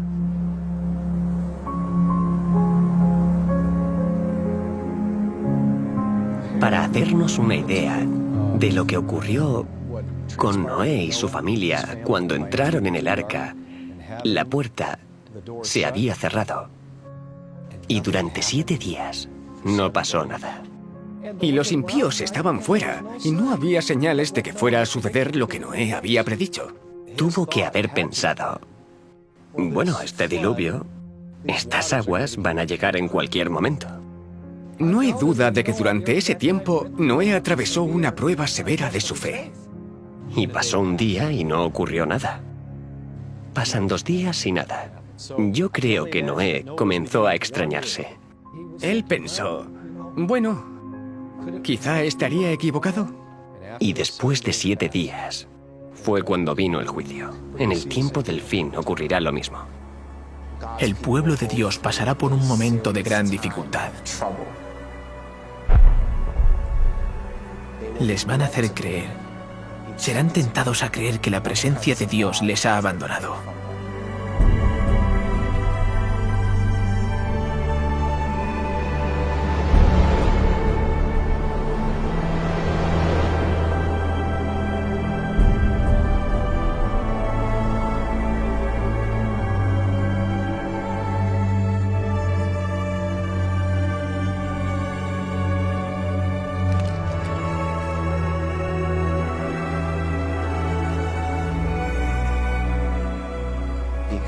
A consecuencia del caos y de sus propios pecados que cometieron en su vida pasada. Mira mi vida, no es lo que debió haber sido, y pasarán por ese momento de dificultad, que es un trance de auténtica agonía mental. ¿Se terminó el tiempo de gracia? ¿Soy salvo?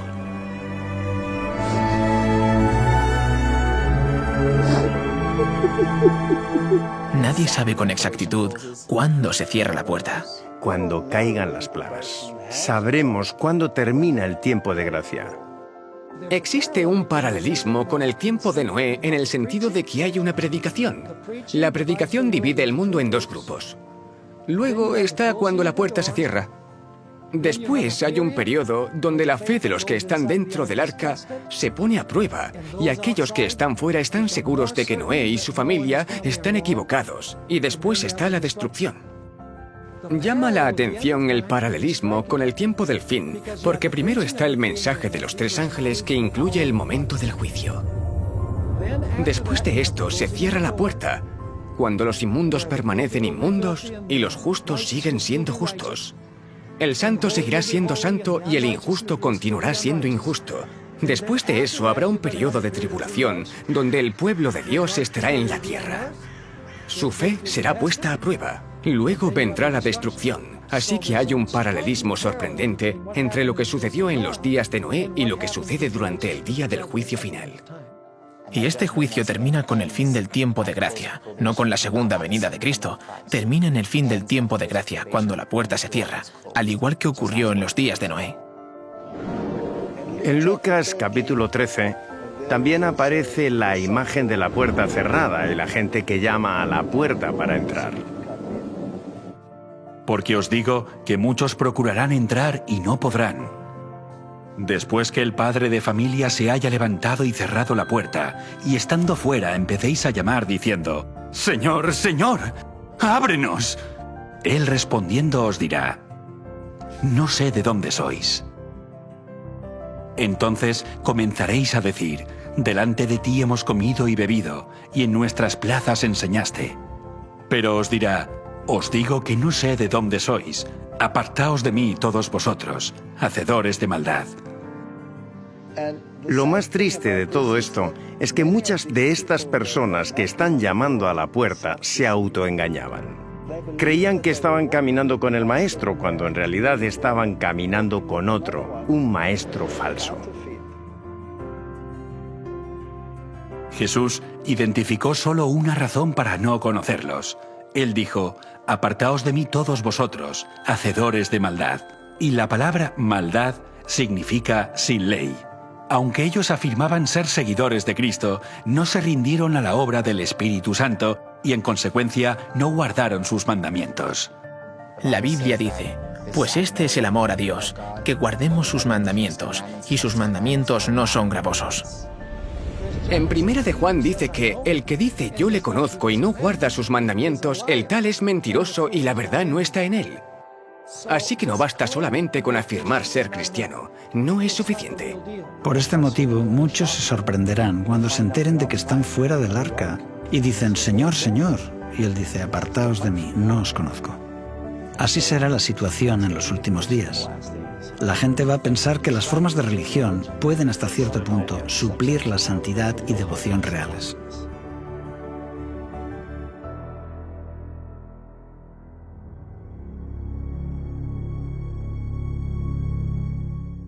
Cuando Dios cerró la puerta del arca, la gente ya había tomado su decisión. Algunos decidieron entrar y otros decidieron estar fuera. La sentencia dada a cada uno fue decidida libremente por ellos mismos. La puerta se cerró solo después de que todo el mundo hubiera tomado su decisión. La ejecución del juicio vino después, cuando comenzó a llover. Llovió durante 40 días. Y la Biblia dice que se rompieron todas las fuentes, en plural, del gran abismo. Eso suena a un gran evento catastrófico, y cuando comenzó fue como un estallido que originó primero una grieta en la corteza terrestre, y esta agua, bajo una gran presión con todos estos billones de toneladas de rocas por encima, se rompió y salieron disparados hacia la atmósfera a kilómetros de altura. Esto causó una lluvia como no nos podemos imaginar. Conforme esta agua se disparaba a través de esta grieta a gran presión y a gran velocidad, se producía una erosión masiva. Por ejemplo, el sitio donde hoy se encuentra la dorsal mesoatlántica. Esta dorsal que rodea la Tierra pudo ser la primera grieta por donde la Tierra se rompió. Creo que si ahora pudiéramos ver lo que le sucedió a la Tierra durante el diluvio, nos daría miedo. ¿Cómo se debieron sentir los que no estaban en el arca mientras se enfrentaban al juicio de Dios? El juicio que aparece en Apocalipsis 14, versículos 6 y 7, intenta llamar la atención de las personas hacia el Creador, quien había hecho los cielos, la tierra, el mar. Pero aquí, en Apocalipsis 14, encontramos en el mensaje un nuevo matiz. Dice: y las fuentes de las aguas. Esto nos recuerda al diluvio. El año 600 de la vida de Noé, en el mes segundo, a los 16 días del mes, aquel día fueron rotas todas las fuentes del gran abismo, y las cataratas de los cielos fueron abiertas. Aquí es cuando aparece la idea de las fuentes de las aguas. Se abren grandes abismos, y Dios ejecuta el juicio en el mundo por medio del agua. El mensaje del primer ángel nos dice que alabemos a quien hizo las fuentes de las aguas, las mismas aguas que inundaron la tierra. Así que después de que el mensaje del primer ángel anuncie la hora de su juicio, nos recuerda que Dios, una vez más, juzgará el mundo como lo hizo en los días de Noé. La forma de ejecutarlo fue mediante un diluvio universal, pero ahora, en el tiempo del fin, es mediante las últimas 7 plagas. En los días de Noé, el mundo fue destruido mediante un diluvio. Pero en el tiempo del fin, esto se producirá mediante lo que la Biblia llama las 7 plagas postreras. El mensaje del segundo ángel dirige esta advertencia al pueblo de Dios que aún está dentro de las iglesias caídas, diciendo: salid de ella, pueblo mío, para que no seáis partícipes de sus pecados, ni recibáis parte de sus plagas. Dios tiene un pueblo. Puede estar disperso en diferentes iglesias, pero saldrán de ellas. Aquellos que queden en Babilonia recibirán las plagas. Esto se dice claramente. El mensaje del tercer ángel también nos advierte sobre estas plagas, diciendo que si alguno adora a la bestia y a su imagen, y recibe su marca en su frente o en su mano, él mismo debe beber del vino de la ira de Dios, que ha sido vaciado puro en el cáliz de su ira. En el siguiente capítulo, la Biblia define la ira de Dios como las últimas 7 plagas. Vi en el cielo otra señal grande y admirable, 7 ángeles que tenían las 7 plagas postreras, que son las últimas, porque en ellas se consumaba la ira de Dios. Las plagas realmente son la intensa ira de Dios sin mezcla de misericordia. Y no soy yo el que lo dice. Lo dice la Biblia. Será el peor periodo de la historia del mundo. Dios está sufriendo durante mucho tiempo, pero hay un límite que el hombre no puede cruzar. Y cuando ese límite se alcance, las plagas caerán. No necesitamos preguntar cuál es ese límite, porque David en el libro de Salmos nos dijo: Tiempo es de actuar, oh Jehová, porque han invalidado tu ley. Durante la crisis de la marca de la bestia, la humanidad aprobará una ley que fuerce a las personas a quebrantar la ley de Dios y la anule. Será en ese momento cuando Dios intervendrá, al igual que lo hizo en Egipto. El faraón hizo una ley. Le dijo a Moisés: vosotros les hacéis cesar.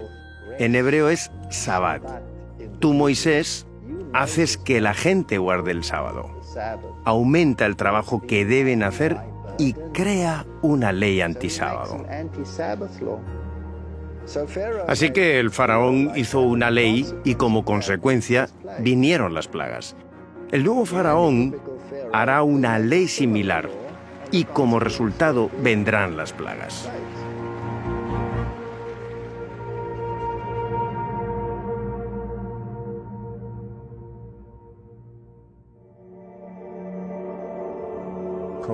El tiempo de gracia ha finalizado. Todos han tomado su decisión. Y ahora comienza a ejecutarse el juicio para que se vean los resultados de la decisión que han tomado.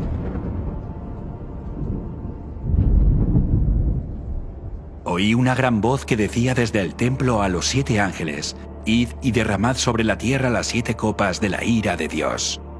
Las últimas 7 plagas son descritas en Apocalipsis capítulo 16, y algunas de esas plagas son, por ejemplo, algunas personas desarrollarán heridas en todo su cuerpo. Fue el primero, y derramó su copa sobre la tierra, y vino una úlcera maligna y pestilente sobre los hombres que tenían la marca de la bestia y que adoraban su imagen. El océano se convertirá en sangre, y todos los animales que están en los mares morirán. El segundo ángel derramó su copa sobre el mar, y éste se convirtió en sangre como de muerto, y murió todo ser vivo que había en el mar.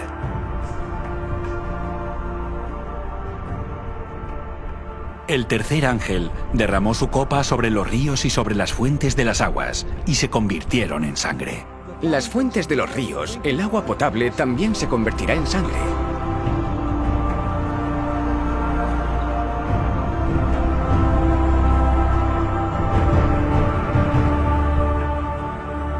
El sol quemará toda la vegetación con calor, un calor terrible. El cuarto ángel derramó su copa sobre el sol, al cual fue dado quemar a los hombres con fuego. Y los hombres se quemaron con el gran calor, y blasfemaron el nombre de Dios, que tiene poder sobre estas plagas, y no se arrepintieron para darle gloria. El quinto ángel derramó su copa sobre el trono de la bestia, y su reino se cubrió de tinieblas, y mordían de dolor sus lenguas, y blasfemaron contra el Dios del cielo por sus dolores y por sus úlceras, y no se arrepintieron de sus obras. El sexto ángel derramó su copa sobre el gran río Éufrates, y el agua de éste se secó, para que estuviese preparado el camino a los reyes del oriente. Y claro, durante la sexta plaga, que el río Éufrates se seque significa que las multitudes van a retirar su apoyo a los líderes religiosos, y en este momento se volverán en contra de los líderes religiosos. Pero debo subrayar que esto tiene lugar después de que el periodo de prueba haya terminado. la gente verá que ha sido engañada. Estamos perdidos, gritan, y tú eres el culpable de nuestra ruina. Y se volverán contra los falsos pastores. Por todos lados hay conflicto y la sangre se derrama. La gente aún está viva en el momento que la puerta se cierra, y mientras que el mundo se termina, las plagas están cayendo, y esto sucede antes de que Cristo venga en las nubes de gloria. Incluso después de que caiga la sexta plaga, sabemos que Jesús aún no ha regresado a la tierra, porque entre la sexta y la séptima plaga, Él dice: «He aquí, yo vengo como ladrón». El séptimo ángel derramó su copa por el aire, y salió una gran voz del templo del cielo, del trono, diciendo: «Hecho está». Entonces hubo relámpagos, voces, truenos y un gran temblor de tierra, un terremoto tan grande cual no lo hubo jamás desde que los hombres han estado sobre la tierra. Y cayó del cielo sobre los hombres un enorme granizo, como del peso de un talento, y los hombres blasfemaron contra Dios por la plaga del granizo, porque su plaga fue sobremanera grande.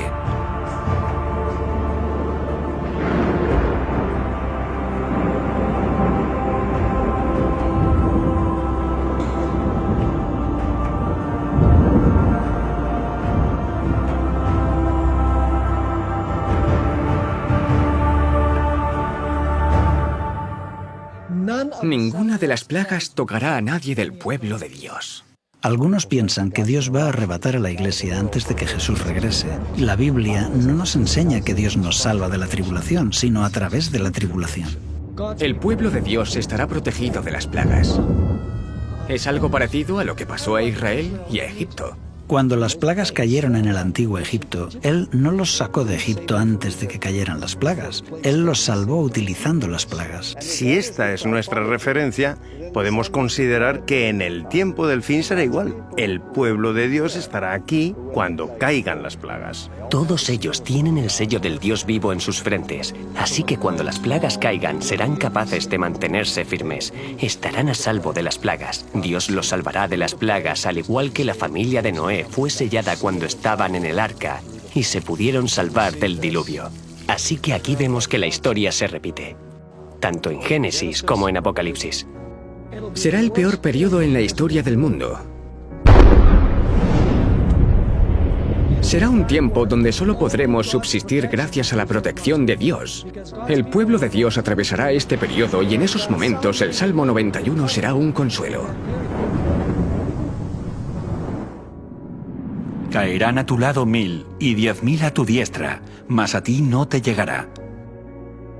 Ciertamente con tus ojos mirarás y verás la recompensa de los impíos, porque has puesto a Jehová, que es mi esperanza, al Altísimo por tu habitación. No te sobrevendrá mal, ni plaga tocará tu morada. Pues a sus ángeles mandará cerca de ti, que te guarden en todos tus caminos. En las manos te llevarán, para que tu pie no tropiece en piedra.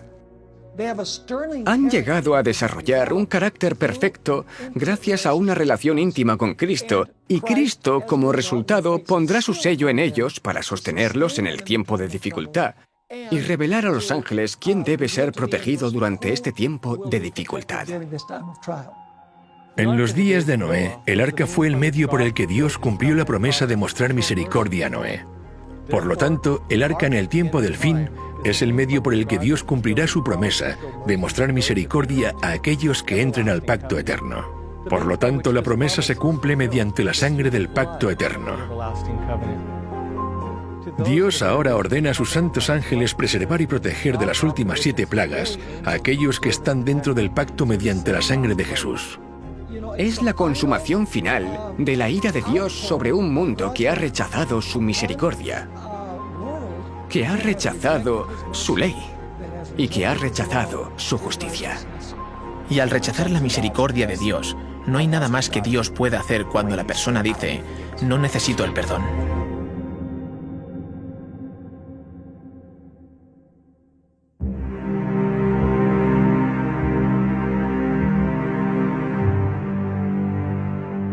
Nadie necesita recibir estas plagas, porque Jesús ya bebió esta copa por nosotros. Fue en el jardín del Getsemaní cuando la culpa de los pecados del mundo fue puesta sobre los hombros de Jesús y dijo: mi alma está muy triste, hasta la muerte. Yendo un poco adelante, se postró sobre su rostro orando y diciendo: Padre mío, si es posible, pase de mí esta copa, pero no sea como yo quiero, sino como tú. La copa de esta ira y la separación del Padre a nuestro favor rompió el corazón del Hijo de Dios, y al recibir la ira de Dios por nosotros, la Biblia dice: por él seremos salvos de la ira, porque no nos ha puesto Dios para ira, sino para alcanzar salvación por medio de nuestro Señor Jesucristo, quien murió por nosotros. Aunque el mundo tal vez se burlaba y los ridiculizaba, dejaron de burlarse cuando la lluvia comenzó a caer, y cuando estas plagas finales caigan, la gente se va a dar cuenta de que habían escuchado la verdad. Ahora es el momento de escuchar y prepararse.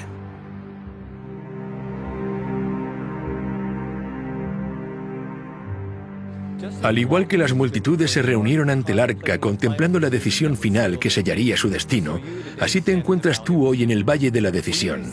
¿Recibirás el mensaje de Noé repetido por el mensaje de los 3 ángeles? ¿Entrarás al arca del pacto eterno descansando el 7º día guardando la señal del pacto? ¿Estarás entre aquellos que guardan los mandamientos de Dios y la fe de Jesús, o estarás entre aquellos que siguen los mandamientos de los hombres? La crisis de la marca de la bestia vendrá y hará que todos tomen una decisión. Después el tiempo de gracia terminará. Como dice la Escritura, muchos pueblos en el valle de la decisión, porque cercano está el día de Jehová en el valle de la decisión.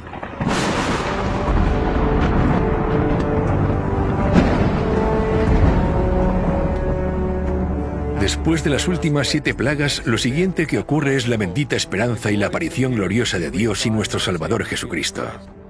Durante siglos, los cristianos han hablado, soñado y deseado ese día, cuando puedan mirar al rostro a aquel que murió para redimirlos. Y ahora ese tiempo ha llegado. ¿Pero estarás listo para encontrarte con él? Segunda venida. Cuando volvamos a ver de nuevo a Cristo, cuando Cristo venga por segunda vez, la Biblia dice que esta tierra quedará en un estado inhabitable a causa del fuego y la presencia de Dios. Porque nuestro Dios es fuego consumidor. Cuando Él regrese a la tierra, Pablo escribe: cuando se manifieste el Señor Jesús desde el cielo con los ángeles de su poder, en llama de fuego. Él regresará como fuego consumidor, porque Jesús no solo vendrá como el ser humano que fue cuando caminó sobre esta tierra. Él vendrá como el Rey de Reyes y Señor de Señores. Su gloria ya no estará velada.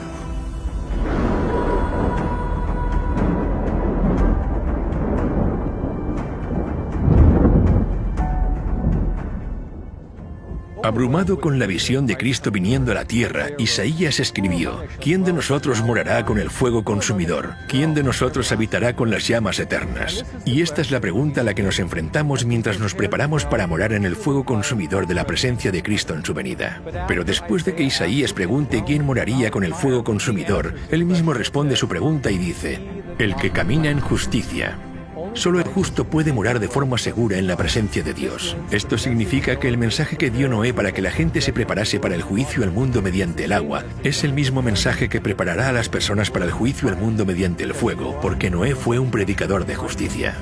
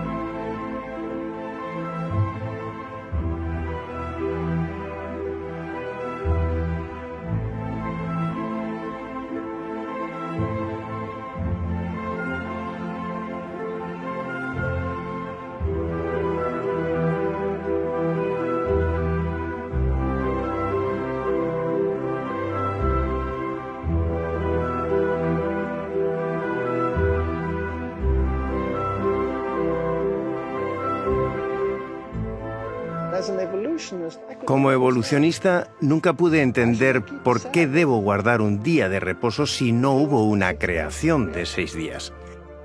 Este asunto se debatirá de nuevo en el tiempo del fin. Recuerdo a una señora en particular que vino a mis reuniones cuando hablaba sobre el cuerno pequeño de Daniel 7 y 8 y la bestia de Apocalipsis 13, una profecía que identifica al papado católico. Y ella dijo que había crecido en la Iglesia Católica. De hecho, había estado en un convento, se había educado en un convento. Hasta ese momento estaba emocionada, pero cuando prediqué ese mensaje dejó de venir. Pero las buenas noticias son que aunque le tomó tiempo asimilar el mensaje, después de varios meses de estudio personal, aceptó el mensaje.